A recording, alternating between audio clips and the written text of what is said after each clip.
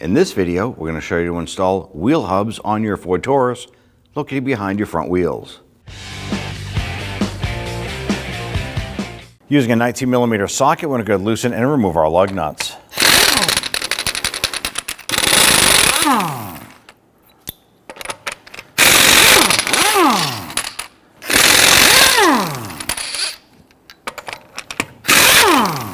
With the lug nuts removed, grab your wheel, remove it, and set it aside. We want to go ahead and remove our complete caliper and bracket assembly. We're going to use an 18mm socket on the back side. We're going to remove this bolt as well as this one up top here. Now you may want to use a breaker bar when doing something like this here, because usually these bolts are pretty tight. Once you break them free, you can probably just pop a ratchet on there.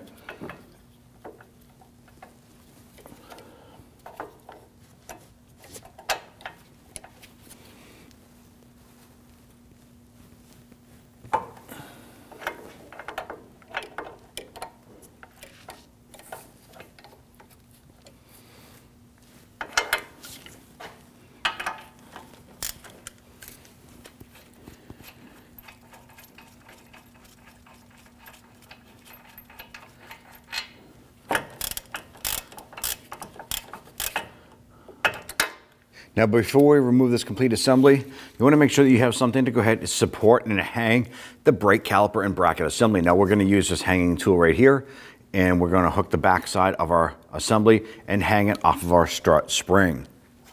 Due to the size and the weight of these components here, you do not want to let them hang off of the brake flex hose.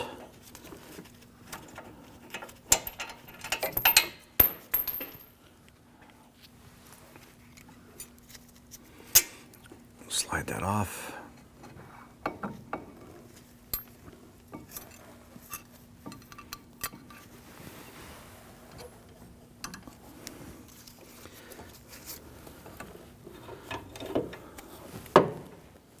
When you use a T40 Torx bit to go ahead and loosen and remove the screw that's holding our brake rotor to the hub. Now, if your vehicle does not have this and your rotor is free floating, go ahead and just pull it off. This screw is not detrimental to the operation of the brake system. It is simply put there from the factory to hold the rotor in place during assembly down the assembly line. Now I'm just using a flathead screwdriver to put inside the vanes, the cooling fins in the rotor to hold that in place.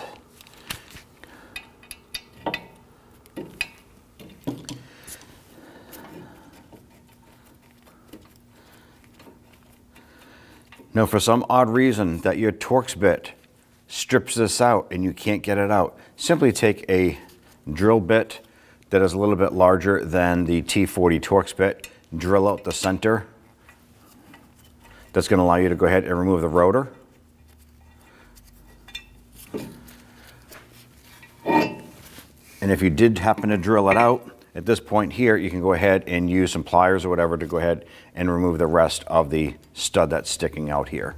In the center here, we're going to have a 32mm nut. So go ahead and use your 32mm socket, loosen and remove that. You want to go ahead and make sure that the axle is free floating like this here. If it is not, you want to go ahead and free it up. Spray inside here with some rust penetrant, put a punch in the middle and go ahead and whack that a few times until that frees up. Now we want to go ahead and remove our hardware holding our wheel hub to the knuckle. There's going to be 4 18mm bolts. You can access them through the back. There's 2 here. There's going to be 2 on the other side. I'm going to go ahead and start by using my socket on my breaker bar and break these free.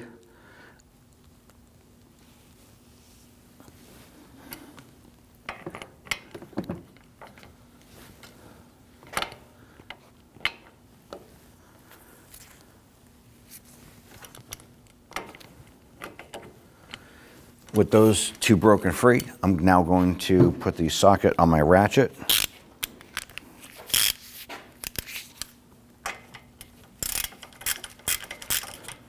You may get them loose enough where you can spin them up by hand.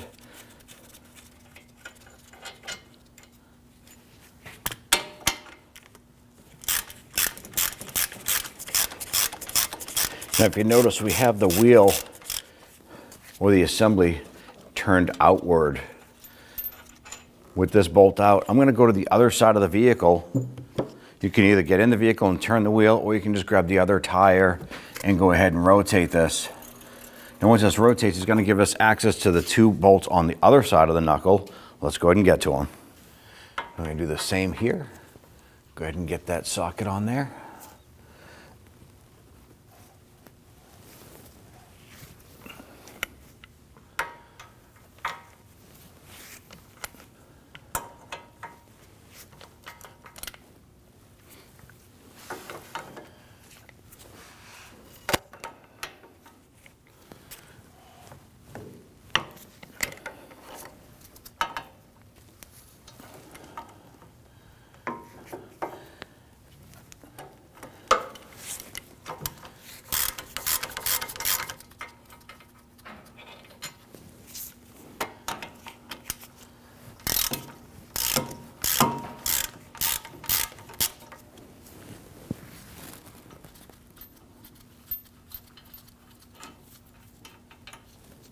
Now what I'm going to do is I'm going to go back to the other side of the vehicle, and I'm going to rotate this back, because we want to go ahead and we're going to use our hammer to strike that wheel hub and hopefully start to loosen it from the knuckle itself. Wear safety glasses when performing a job like this here. Last thing you want to do is get any debris in your eyes. And if you want, you can see the gap starting here. You want to go ahead and hold on to this. Sometimes you can put the axle nut on just a few threads to capture it, but this is coming out fairly easy. There it is. Push that axle through and remove the wheel hub. Now that we have our wheel hub removed, the next thing here is you want to go ahead and prepare the knuckle to receive the new wheel bearing. Now, if you notice here, there's all kinds of corrosion built up. You can see some of this is just flaking off. But we need to clean up the inside here as well as the surface here. And one thing you want to pay attention to right here is that we have our ABS speed sensor. You may want to go ahead and unbolt this here, but otherwise you can use some sandpaper in here. You can use a round file to go ahead and clean this up. Be careful not to break that ABS speed sensor. So let's go ahead and get into cleaning this up. I'm going to go ahead and use a round file here and just kind of clean up some of that chunky stuff here. Remember, be careful of that speed sensor there.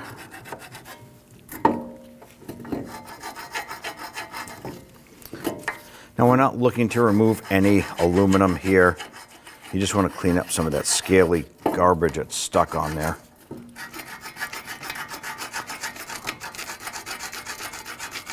You can see that's working just fine. Other option you can do, if you have some sandpaper, this is going to be 80 grit. Just wrap it around the end of one of your extensions.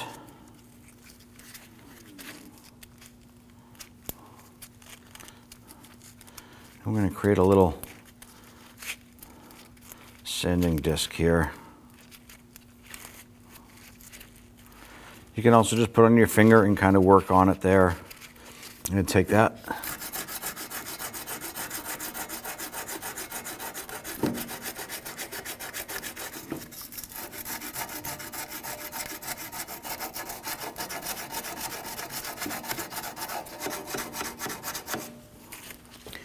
Now, if you have some spray solvent, that's going to come in extremely handy.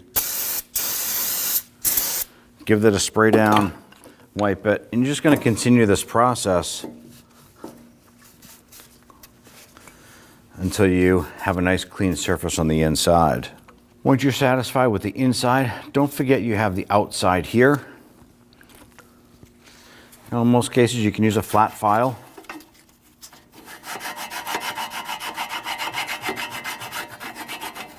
Now, if you notice I'm using a flat file and it's going across, give it a nice even plane.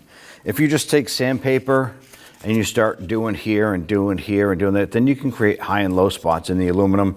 And not like it's going to be a major issue, but you want to be careful because you don't want to reshape the metal.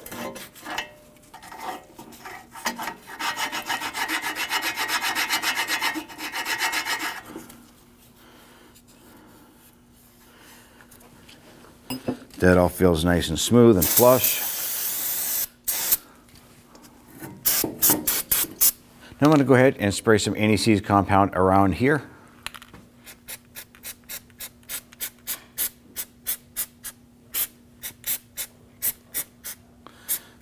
Get some on the splines for the axle here.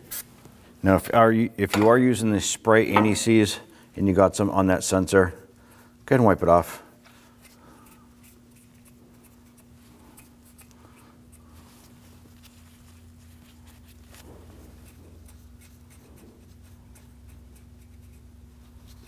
Now if you notice on the knuckle itself, the holes are not in a square pattern.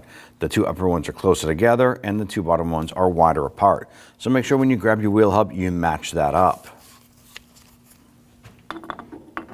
Slide that onto the splines, lift that up, and reach out and grab that axle. And that's going to help you guide this into place.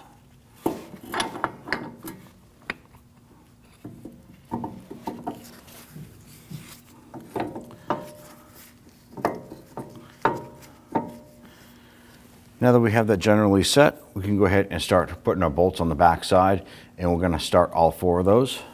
I'm going to go ahead and insert our bolts on the back side here.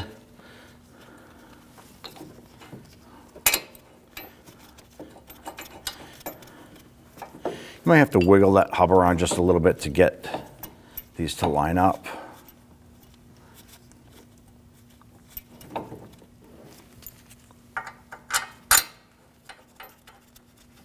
Once you get these two started, I'm going to go ahead and crank that wheel on the other side, giving us good access to the other two, just as we removed them.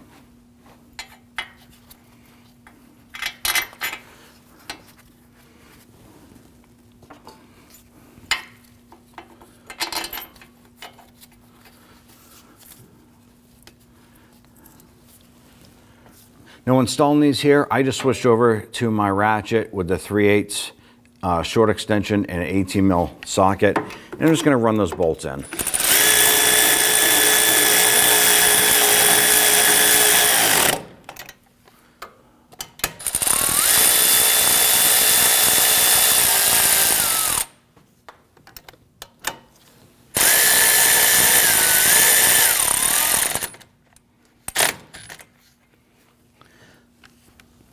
I'm going to crank that wheel back.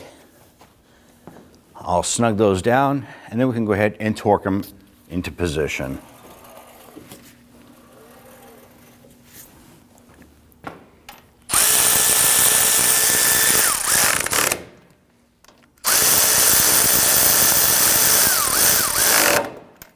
We're now going to go ahead and torque down the bolts here to 98 foot-pounds.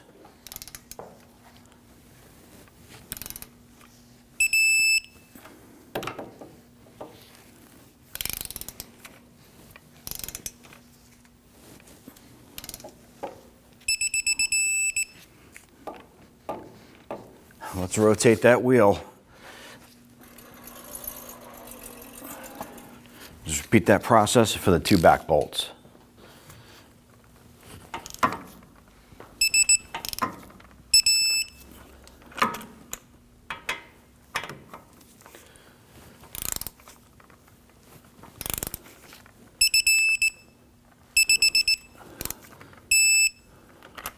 Let's go ahead and put some anti-seize compound on our hub face. If you're using a spray, it's good to go ahead and protect the rest so you're not making a mess.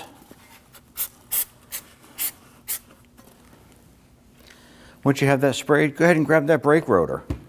Let's go ahead and get that lined up and ready to go. Now, if you have that screw, you want to go ahead and line that up. Set that in and get that started. If you're not using the screw, you can just slap that on any way you want.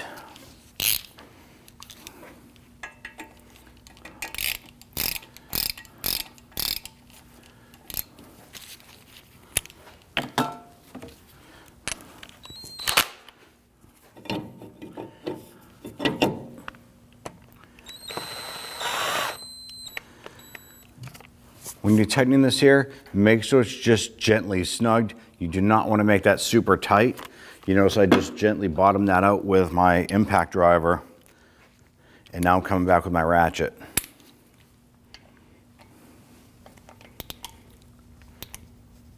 That's all you need to do. Go ahead and grab that rotor. Rotate this around. You can also grab that other wheel. Makes it a little bit easier to have that wheel for leverage. And let's go ahead and mount our brake caliper and bracket. Go ahead and grab that brake caliper, and we're going to remove it off of the strut spring. Let's go ahead and slide this over the rotor.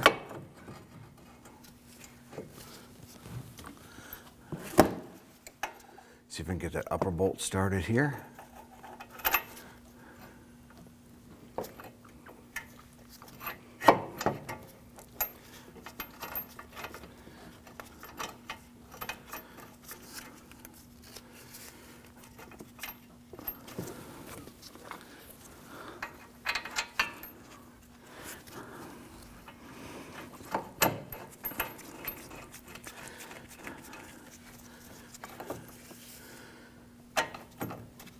Get either one started really.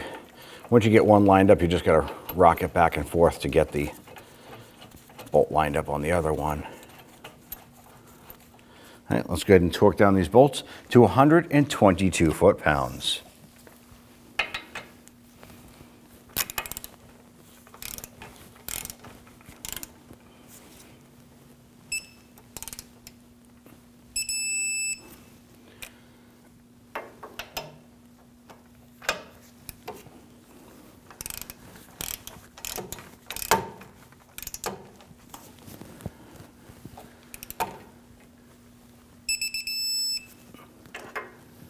I'm going to go ahead and get that axle nut started, and then go ahead and zip that down.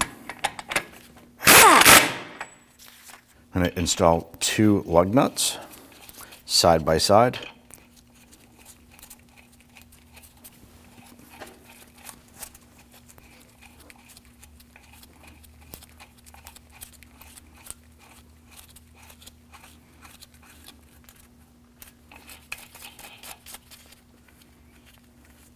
Now this is going to work best if you have the wheel twisted out just a little bit so you can get a good range here on your torque wrench. Now I put a pry bar between these 2 studs. That's why I put the lug nuts on there so we don't damage the threads.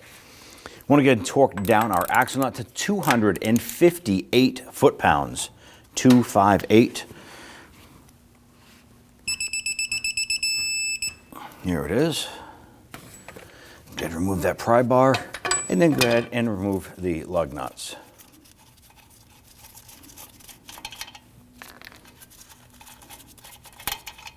Grab your wheel, line it up onto the studs.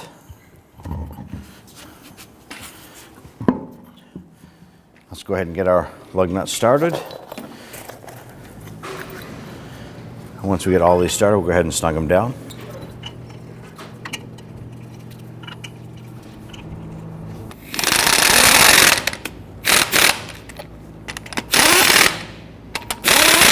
When doing this here, it's best if you do it in a star pattern or crisscross pattern.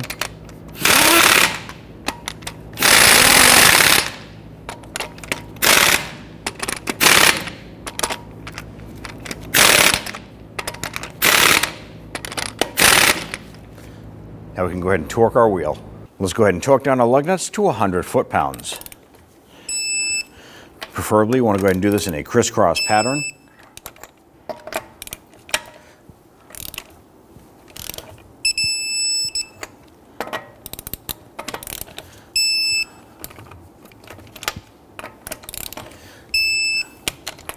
And you're all set. When only the best will do, demand TRQ. The only company that lets you view before you do. TRQ is committed to offering the highest quality aftermarket auto parts that are engineered for peace of mind. Thanks for using and viewing with TRQ.